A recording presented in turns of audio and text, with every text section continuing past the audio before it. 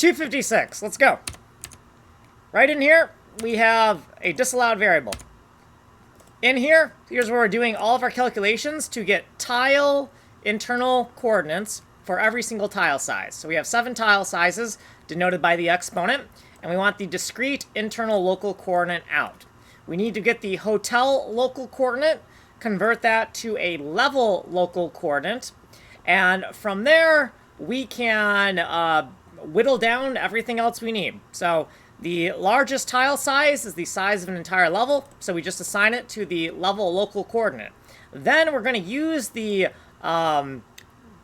binary smash chord to create these different anti-remainders and chop them off from the level local coordinate to get the discrete internal local coordinates for tile size 5, 4, 3, 2, 1, and 0. And you can see that they all exist on different size grids, right? So the largest tile exists on a 1x1 grid, the next largest on a 2x2, all the way down to the smallest tile, CDU0, which exists on a 64x64 grid. We have some other things we want to do in video 257 and 258, but we're not going to describe them here. We're out of time. Here's what we did previously, and here's some footnotes, and here's some other footnotes, and then here is what we did in this video. We got a lot of stuff. Really, you should probably go to the longer video if you need more explanation, and you can get the source code here. You can email me here. This has been video 256. Like and subscribe.